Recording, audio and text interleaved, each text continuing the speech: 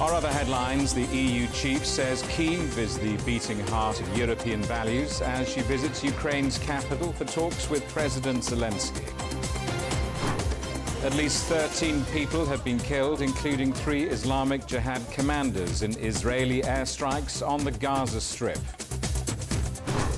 And United States President Joe Biden meets congressional leaders for high-stakes talks on raising the country's debt ceiling before the US defaults.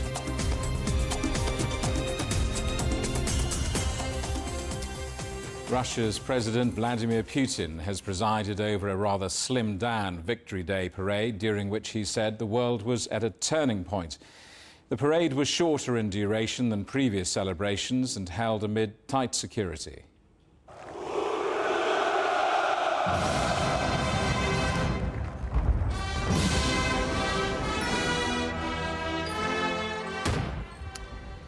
Well, this year saw fewer soldiers take part, an estimated 8,000 troops compared to last year's 11,000 soldiers.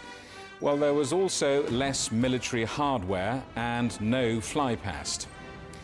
Well, during the annual celebration to mark the Soviet Union's victory over Nazi Germany in the Second World War, President Putin repeated claims that a real war is currently being waged against Russia. We are proud of the participants in the special military operation, everyone who fights on the front line, who provides on the front under fire and rescues the wounded. There is nothing more important now than your combat work. Well, let's talk to our correspondent Stuart Smith in Moscow. Stuart, a slimmed-down Victory Day parade. What are we to make of that? Yeah, 2 reasons really. The concern about security here in Moscow and across other parts of Russia, but also the very fact that what is being celebrated here is the military, and the military is engaged in what Russia calls a special military operation. So, as he said, fewer troops, fewer pieces of equipment, in fact just one T-74 tank, synonymous here in Russia with victory in the Great Patriotic War. And of course it was much shorter because there were so many fewer troops. But security was the big one on the minds of the police here, often causing us, in fact, problems, moving us around and asking us to go to different locations to make sure that there was no repeat of scenes that we saw last week with the alleged Ukrainian drone hitting the Kremlin behind me. And so on top of that, there was GPS blocking in the capital, there were issues with mobile internet, and also certain services such as taxi apps and scooter apps out of service while this was going on. And across the rest of Russia, well, very few cities even managed to have a Victory Day parade at all. Only Moscow and St. Petersburg and a couple of others compared to the 28 parades planned. Within the capital itself, the Immortal Regiment March was cancelled. That's where around a few 10,000 civilians walk along the streets of Moscow, celebrating their ancestors' contribution to the victory in the Great Patriotic War. That cancelled as well. So slimmed down, all because ultimately Russia is indeed fighting in Ukraine. Stuart, a slimmed-down speech from President Putin as well. That was shorter than usual. Tell us more about what he had to say. Yeah, that's right. It was a short speech. Now, he didn't go into anything new. Nothing was different than what he'd said before. There were no clues about how this might end, apart from, of course, the reiteration that it would be a Russian victory. But he did suggest in very firm terms that it is indeed the West that is fighting Russia, that Russia is at war, but not by its choice, that the West has decided to initiate war with Russia, and it's simply trying to defend itself. And he told the soldiers standing down below that they are responsible for not just protecting the country, but preventing all of the destruction of Russia, destroying the country, and protecting civilians too. So the message there was very strong, that Russia is in a vulnerable position and people need to come together to support the military after what is, the Russian president tried to remind people, an extension of the fight against Nazism in World War II. As he says to the people here, the Ukrainian special military operation is just another attempt at trying to stop the Nazi threat to Russia. Stuart, thank you for that. Our correspondent Stuart Smith in Moscow. Europe must not be intimidated by Russia's military power. That was the blunt message from Germany's Chancellor Olaf Scholz, who called on members to accelerate their integration of their defence industries and for more ammunition to be sent to Ukraine. 2,200 kilometres northeast from here, Putin is parading his soldiers, tanks and missiles today. We must not be intimidated by such power plays. Let's remain steadfast in our support for Ukraine, for as long as it takes. After all, none of us wants to go back to the time when the law of the strongest applied in Europe. Meanwhile, the head of Russia's mercenary Wagner group says his forces are still waiting for ammunition supplies promised by Moscow. Yevgeny Prigozhin said he did not want to spoil Russia's big day, but that shipments had not been fulfilled. He claims a Russian military unit has fled its position near Bakhmut, the scene of intense fighting. Prigozhin repeated a promise that his group will leave the area if they don't receive more ammunition.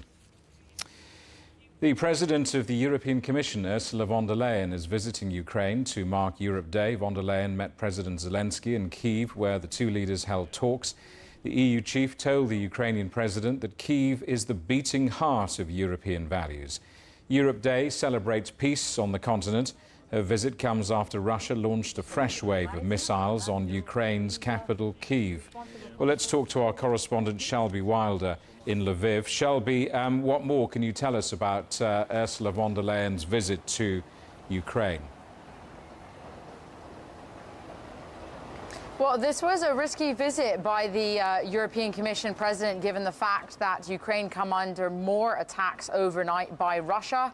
But as you mentioned, she was in Kyiv today meeting with Ukrainian President Volodymyr Zelensky.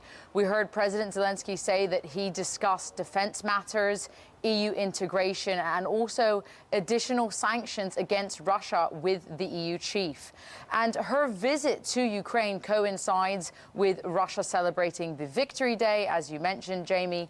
Meanwhile, here in Ukraine, President Zelensky put forward a decree renaming May 9th Europe Day, stating that the purpose was to celebrate peace and unity while Russia is flexing its military power and patriotism. So Ukraine was trying to serve up a symbolic response to Moscow's parade today. But on the topic of Moscow, let's hear more from the European Commission president and hear what she had to say about this in remarks today from Kyiv. Because they are afraid of the success you represent and the example you show. And they are afraid of your path to the European Union. But the aggressor has already dramatically failed. Ukraine has resisted the attack and is fighting back successfully. And shall be another wave of airstrikes by Russia. Yes, so we mentioned this on air yesterday, Jamie. We were saying that here in Ukraine, it was anticipated there are going to be more strikes because of this May 9th Victory Day.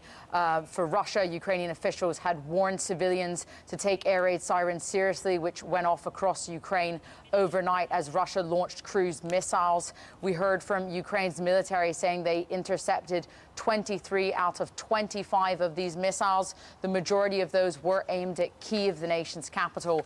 This was the second day in a row that Russia had attacked Kyiv, but it was the fifth wave of strikes so far this month. Now, no casualties reported, but we do know that debris from an intercepted missile did land on a house and was also scattered across parts of Kyiv. That's separate from the wave of drone strikes yesterday in the nation's capital, where debris from one of these Shahed drones did hit a residential apartment and injured 5 people, and again, scattered more debris across the capital. We heard Ukraine's military say that they believe Russia is trying to wear down Ukraine's air defense ahead of the highly anticipated counter-offensive, which we expect to begin any day now. But otherwise, Ukrainian officials have just reaffirmed that today is not over and that there still is a high likelihood of increased strikes by Russia later today here on the ground in Ukraine, Jamie. Shelby, thank you for that. Our correspondent Shelby Wilder in Lviv. The former Pakistan Prime Minister Imran Khan has been arrested in Islamabad outside the country's high court. Video footage shows him being forcibly marched away by paramilitary forces and bundled into a vehicle. He was ousted from office in April last year and has been defending himself against corruption charges while calling for early elections. The arrest immediately sparked protests across Pakistan, including in Khan's hometown of Lahore, where supporters set up roadblocks. China has expelled a Canadian diplomat, with Beijing citing unreasonable actions by Canada. Lin Lalonde from the country's Shanghai consulate must leave China within 4 days.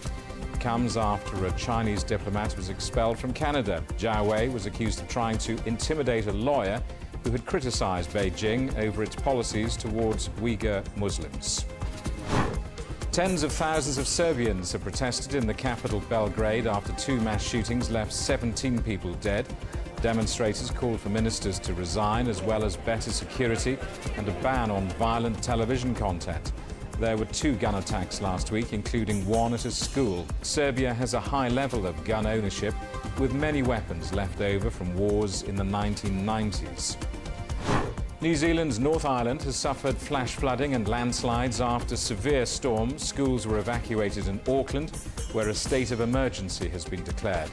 1 student remains missing after a school party got into difficulty during a caving trip. The storms are expected to recede overnight. Israel has told people living near the Gaza border to expect attacks after it killed 3 Islamic Jihad commanders and 10 civilians in airstrikes. These civilian casualties include 4 children and 5 women. Islamic Jihad confirmed the deaths of its commanders and vowed to match the size of the crime.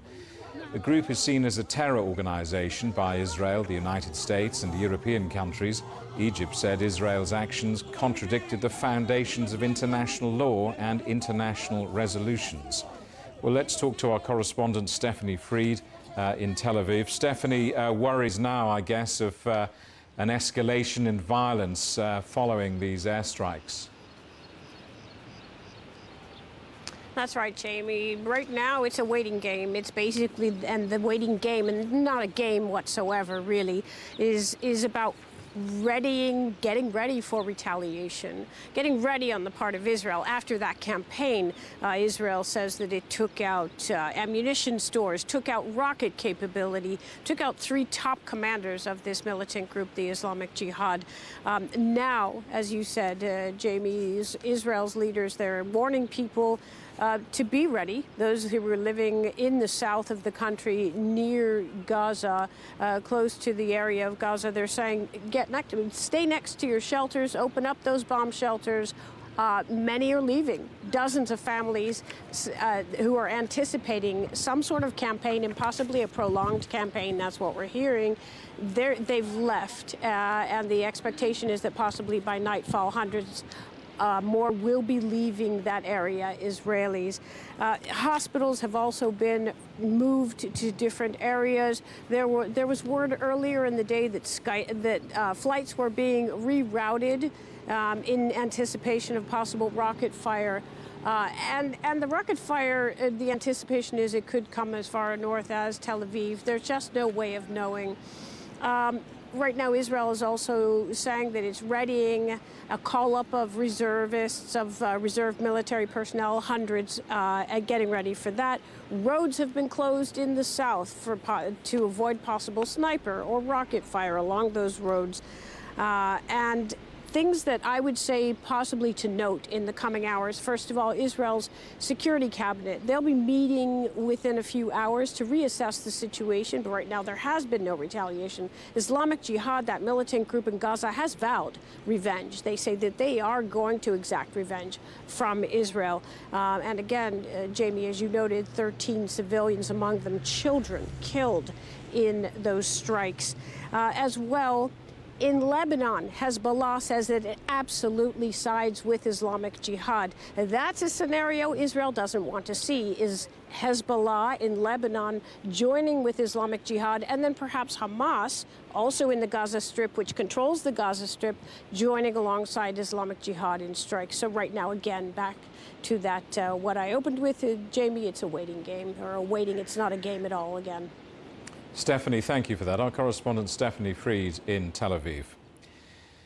You're watching CGTN. Still ahead. Hope you're feeling hungry. A taste of Italy next. The much-loved dishes seeking protection by UNESCO as intangible cultural heritage.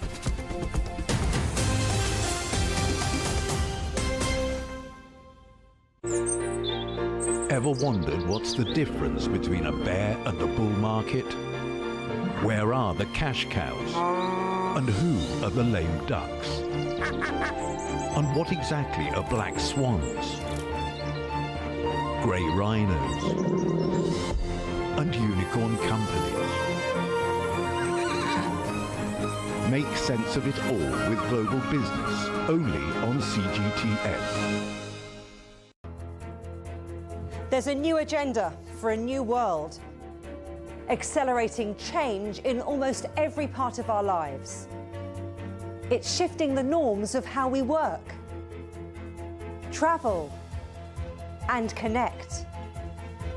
How we think, interact, and develop. It's a new reality, a new agenda with me, Juliet Mann.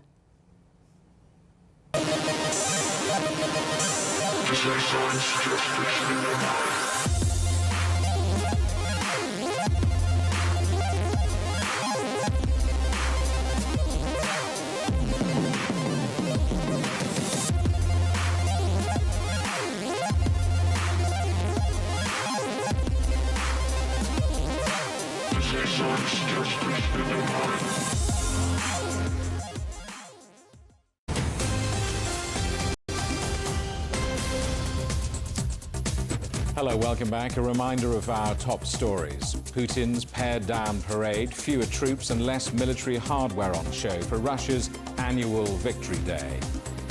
Our other headlines, the EU chief says Kyiv is the beating heart of European values as she visits Ukraine's capital for talks with President Zelensky. And at least 13 people have been killed, including 3 Islamic Jihad commanders in Israeli airstrikes on the Gaza Strip. China's foreign minister is in Germany, hoping to strengthen cooperation between the two countries. Qin Gang's visit comes after his German counterpart, Annalena Baerbock, visited Beijing last month.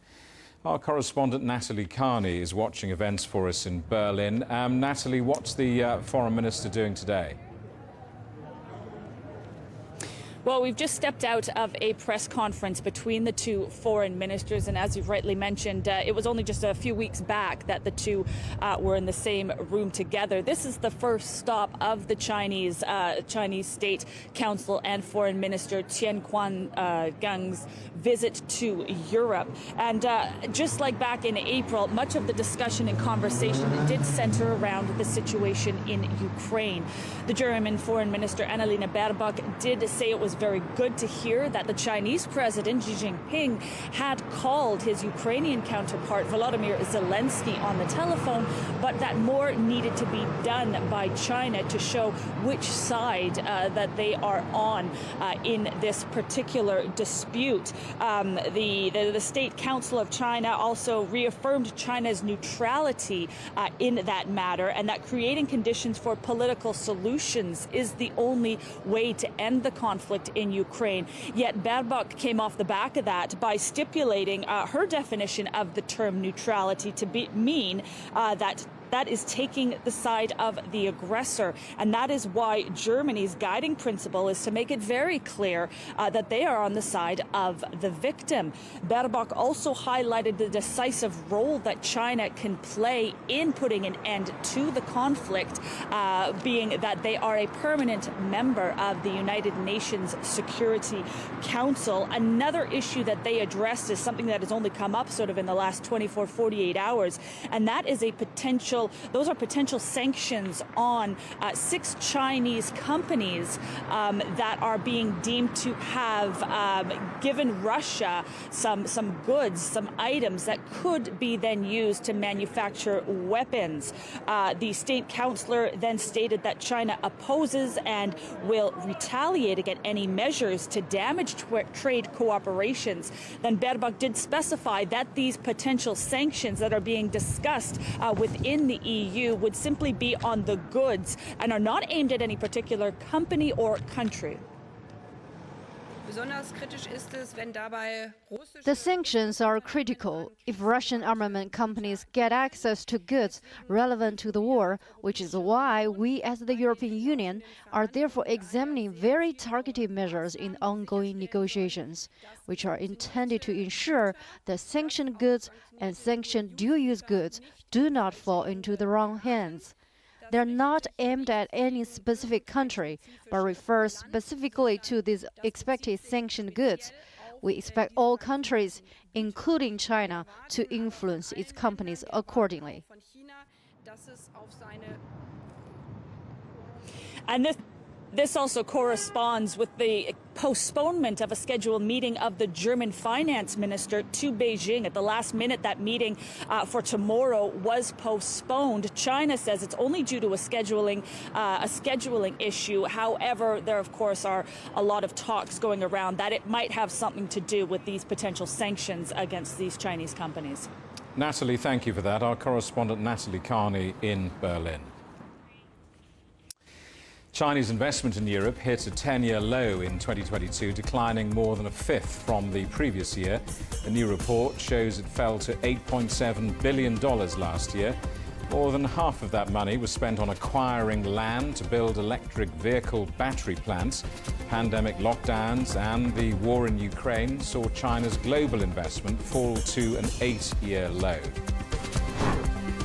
A Chinese woman has made a final appeal in Beijing court in her attempt to sue a hospital that refused to freeze her eggs. The 35-year-old says the hospital violated her reproductive rights because she's single. Under Chinese law, single women are unable to access reproductive technologies, whereas men are allowed to save their sperm regardless of marital status. The United Nations Security Council is meeting in New York to discuss the conflict in Sudan. United Nations internal estimates show that 5 million additional people in the country are expected to require emergency assistance, half of them children. By October, the United Nations believes 860,000 people will have fled to neighbouring countries. United States President Joe Biden will meet Republican congressional leaders at the White House later for high-stakes talks on the looming debt ceiling crisis. If they cannot agree on a way forward, the United States could default in a matter of weeks. Let's talk now to our correspondent John Terrett in New York. John, so any sign of peace breaking out? Any hope of reaching an agreement on this? No, there is zero hope at all. And, of course, I can't say that 100% with certainty, but based on experience I can. This is only round one. There is a long way to go. However, listen out for conciliatory language when the meeting is over. If they appear more relaxed, then that means that things have gone well. If they're still sticking to their ideological guns, then clearly they have not. Now, the meeting will be filmed at the open. We'll see their body language, but then the cameras will come out and then the serious discussions will get underway. You have to understand that both sides, Republicans and Democrats, are very far apart on this issue, though Joe Biden did say he would never negotiate, and he is negotiating. So maybe there's a clue in there. His options, though, are limited. The Republicans want deep spending cuts, including to his prize programs that he's introduced in the course of the last 2 years. They also want to claw back money that was given to the states for COVID, but which has gone unspent. President Biden asks only that there will be a clean bill, saying that, look, Congress, you spent the money, you put this on the United States credit card, so you go ahead and raise the debt ceiling. Now, the Republicans have a bill which passed the House but won't pass the Senate. They call it the Limit, Save, Grow Act of 2023. The Democrats call it the Default on America Act of 2023. The first letter of each of those titles spells DOA, dead on arrival. The Democrats are having none of it. The money we're talking about is Trump's tax cuts for the rich when he was in power, and all that money spent on COVID-19. So really, both sides can be blamed here.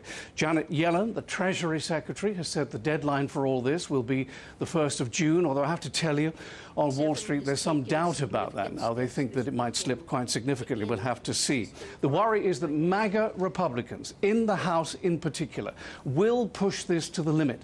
You saw what they did in getting the Speaker, Kevin McCarthy, elected. It took something like 14 or 15 rounds over a week or two. And the worry is that they will force a default on the U.S. economy. Now, if it happened for one day, it wouldn't be the end of the world. But if it went on for much longer than that, then it really would. Jamie, it's never happened before, but in 2013, the U.S. credit rating was downgraded, and that was embarrassing enough. Jamie? John, keep us posted. Thanks for the moment. Our correspondent John Terrett in New York. Now, Italy has officially launched a bid to have its national cuisine recognised by UNESCO as intangible cultural heritage. It wants to protect the traditions, practices and rituals associated with Italian cooking and says it's crucial for culture and identity. Our correspondent Hermione Kitson reports. For both tourists and Romans, Rascioli is a culinary institution, and like many Italian restaurants, it's a family business that boasts decades of traditions. There are a lot of places in Italy like Rascioli's, where you can find still the member of the family that are still working with passion without opening tons of restaurants. On the menu are dishes that are internationally renowned, but made from more than just a recipe. Every one of us has a memory of Sunday lunch with Nonna, who has cooked roast chicken or homemade pasta. The kitchen is very connected to our way of being. It's this connection, craftsmanship and knowledge at the heart of Italy's bid to have its cooking recognised in UNESCO's list of intangible cultural heritage. La cucina italiana, candidata UNESCO a Patrimonio Mondiale dell'Umanità. Professor Pierluigi Petrillo of Rome's Lewis University wrote the candidacy dossier. Intangible cultural heritage are tradition, practice, rituals that are transmitted by generation to generation and then create a sense of identity for the people that practice the element. The bid is a joint proposal from the Ministries of Culture and Agriculture and also underlines the sustainability and biodiversity of Italian cuisine. From the vinegar to the oil to the tomatoes, we have kind of ingredients that are, I think, special, and is our environment that allow us to do this kind of kitchen. The campaign is about the protection of Italian food traditions rather than promotion. This is not the first time Italy has sought to have its culinary culture recognized by UNESCO. In 2017, the art of pizza making in the southern city of Naples was granted World Heritage status. Because after the inscription of the art of Neapolitan pizzaioli in the UNESCO list, was changed the life of pizzaioli in Naples and around the world. UNESCO will now evaluate the Italian government's latest proposal and decide by December 2025. Hermione Kitson, CGTN, Rome. The headlines again. Putin's pared-down parade. Fewer troops and less military hardware on display for Russia's annual Victory Day. Our other headlines, at least 13 people have been killed, including 3 Islamic Jihad commanders in Israeli airstrikes on the Gaza Strip. And that is the world today. Thank you for watching. Coming up next, it's World Insight. For now, from all of the team in London, it's goodbye.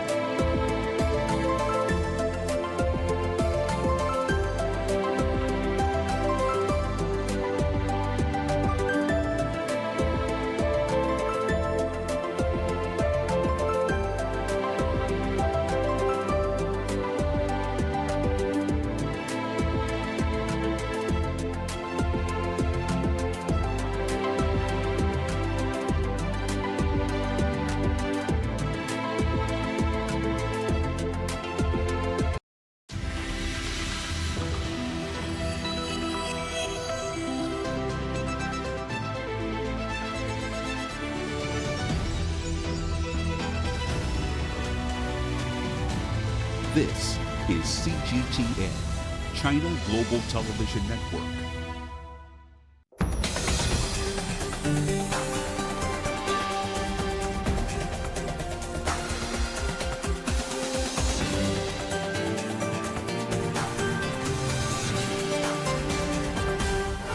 On today's World Insight, Asia-Pacific economies grow while the U.S. contains another bank failure. we speak to IMF chief economist Geeta Gopinath on what her institution does and how the global economy will play out this year.